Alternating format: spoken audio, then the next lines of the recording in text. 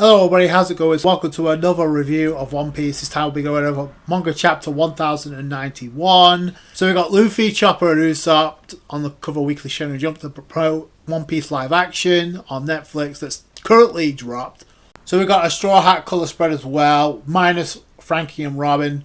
By the way, Robin was also absent in this chapter. All of them gorging on a pizza. The battle ongoing that's out just on the shore of Egghead Island with Sentomaru and the pacifistas along with the weaponized sea beasts like putting up the defensive. It doesn't last long because we see some of the warships getting decimated by the sea beasts, so not be outdone. They are showing some devastation here. The tables are quickly turned in the Marines' favour as soon as the Vice Admirals go into action. It's cool to see all of them go into action, see what they can do. The Vice Admiral that looks like Vasco's shot go in. We see Doll go in, kicks the hell out of one of the pacifistas. That was actually pretty cool. So then we go to Labrastratum with Marines and Usopp and the rest of the Strats are pretty much seeing what's going on. I think it's important to note, well, even though Oda decided to give us a reminder, even though I kind of remember how the authority chip works and the hierarchy of it. So obviously you got Sentomaru, then Vegapunk, the Stellar and the Satellites, the Five Elders. So that's how it works. Which is initially why I thought Saturn was gonna make a move, because technically speaking, he's one of the most authority now in this arc. So it's not Vegapunk anymore. Obviously, the Strats get PTSD after realizing it's Kizaru that's going up against Sentomaru. Like they didn't know an admiral was going to show up. Like, really? Brooks the one that brings up it gives us bad memories from what happened at Sabadi. Although I do like it because by the end of this chapter, both Luffy and Zoro kind of flip it. And Vegapunk is like, I'm sorry, Sentomaru asking you to face him is cruel. And we find out because of the connection between the three of them. And Sentomaru's kind of like to Straw Hat Luffy, sorry, Unc, I gave my word. And Kizaru's like, when did you become pals with pirates? And Sentomaru responds, I owe the old man my life. Doesn't matter whose side I gotta take. Either way, Kizaru pops up from behind, and then we get a kind of a flashback, which is really cool, before the final attack. So apparently Sentomaru as a child was able to take down 3 bears, and Sentomaru's like asking Vegapunk and young man Kizaru, or I don't want to ever go back, all I need is a job that pays good so I can eat, so I don't fall in line or get hungry, because this is actually something we kind of heard about. This is something we kind of saw earlier on when we said Sentomaru, like I said, because he did say, I owe Vegapunk because I would have starved to death. Hey, Kizaru he gets charmed up by this only until the present time, where he literally takes an Ashigara palm to the face, which, by the way, that was actually a pretty impressive feat for Sentomaru to actually, who specializes in defense, and actually nail Kizaru, which very few people have done. And if Kizaru has been nailed, it's usually done through trolling. So that was actually pretty decent on Sentomaru's behalf. Like he won't go out without a bang. So that was actually pretty cool. Either way, Kizaru fires off a Yatagara meter beam, which ends Sentomaru. He has the authority chip in his hand and commands the pacifistas to actually tap the sea beast. So that's actually a game changer in their favour. I was thinking maybe he's going to go inside the lab, but obviously with the ending of this chapter, that's not what happens. But we got threat inside and out. So Straw Hat and the Vegapunk Alliance realise that Sentomaru's finished, and Atlas is like, we won't let the time he bought us go to waste. So they may come up with a plan, but obviously York is still confident since she is a Vegapunk as well. You won't crack you won't crack the password. And then this is where Vegapunk actually comes up with the idea that focus. Kizaru is made of light. He could be passing through the laser barrier any minute now. I initially assumed that was what was going to happen, but Oda decided to change it up. So I think that's kind of key here, because I think that would have been the stereotypical thing to do, considering he's an admiral, and Luffy being the strongest person to go up against him. I didn't think that was going to happen this soon. So which way does he go? And Oda kind of builds up the tension with this. So the Usopp's like, this guy almost wiped us out back in the day. So the robot we first saw before we ended up at an Egghead Island with Lilith piloted by the way, which is kind of ironic considering Lilith was in that robot when we first saw Vegapunk, or at least one of them.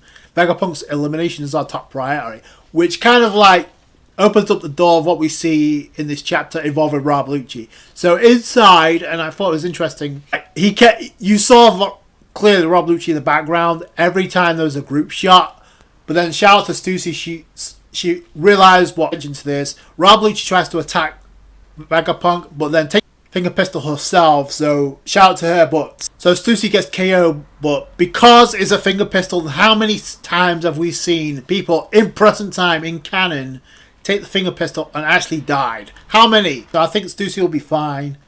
It speaks volumes to Stussy. She was willing to put herself out there to protect Vegapunk. And then Sanji's the one that uses the bubble to actually prison Kaku, which is smart. But either way, we got a cool little exchange here because Zoro comes in and tries to attack Rob Lucci.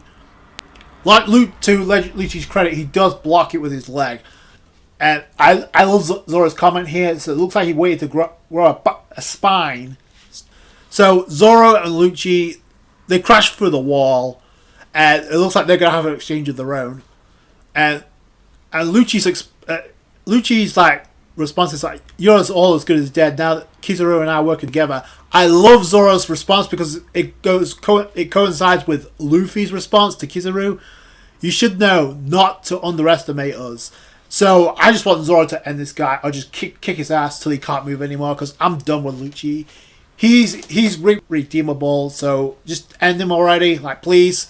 Like, Kaku, I'm not too sure about. He could change, but this asshole, like, I don't care. He thought he could go up against Luffy.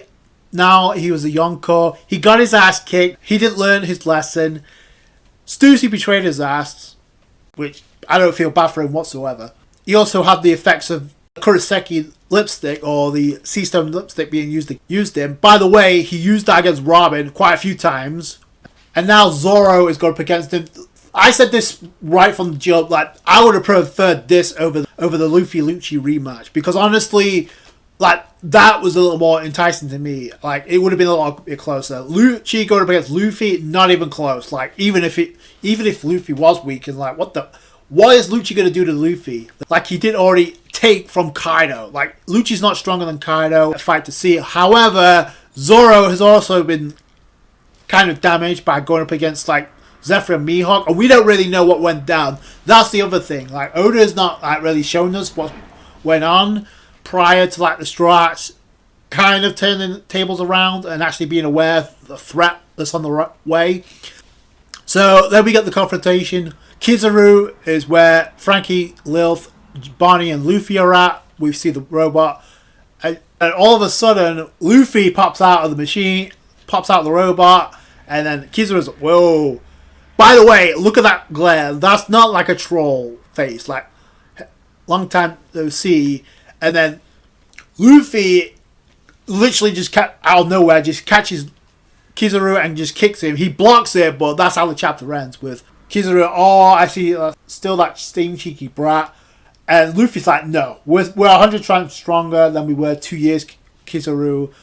That, again, this really isn't a fair match considering one of them has been nerfed severely, and that's Luffy, obviously. So Oda's been going out of his way to nerf Luffy, so I don't know if he's going to lose or if he's actually going to overcome an Admiral in this state. Or if something else is going to happen. So I feel like the two factors here are Bonnie and Frankie. Frankie may have to do something because he really hasn't done a whole lot from a physical standpoint. From a character standpoint, you can make your debates, but honestly, like, if Frankie's going to shine in an arc about Vegapunk, now's the time to do something. Bonnie could actually assist Luffy because I feel like that's what it's leading to anyway.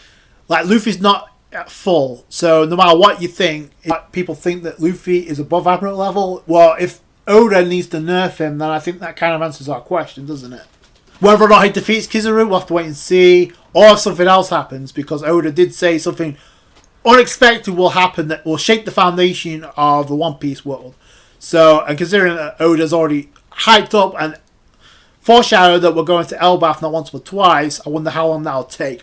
And once again, we're on break next week, so I'll have to wait 2 weeks. But I do kind of understand it, because I think Oda is using this time to actually make sure that Hollywood actually gets it right with the live action One Piece series, which I probably will be checking out, honestly. And it is kind of frustrating as a reader, because obviously you have to wait again 2 weeks. But on the other hand, this makes me respect Oda even more, because he's not willing to stand by and let Hollywood shit all over his work without actually having some say in it. So he's like, okay, you pulled this, and he knows the opinions of a lot of people in the fandom that have had ever since this live action series got announced. Like, he knows people are fearing the worst. Like, this is gonna bomb, this is gonna drop. Like I said, I don't think that's gonna be the case, just because of how much they put into not only each episode but overall. Like, I wasn't too worried about that, but I do respect the fact that Oda isn't just willing to stand by and let that happen and take that chance.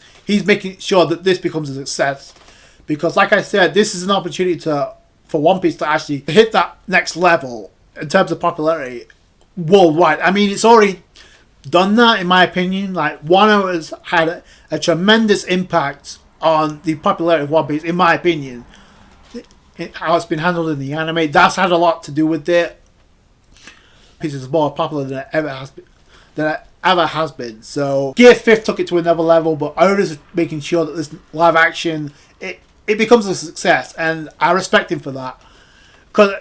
And that's the other thing too. That's the other narrative that I see. It's like, you never heard any stories about Akira Toriyama doing this back in the day when we had Dragon Ball Evolution. It's easy to point the finger and blame like Hollywood. Yeah, like they didn't know what the fuck they were doing. They completely shit the bed with this. But the fact of the matter is, like, Toriyama could have done the same thing that Oda has done, and make sure they don't shit all over his work. So that's the difference. Like, it's obvious one doesn't care and the other does, and you can see that in the current product. So we still don't know what the hell's going to go down. Like, really, like, something else could go down.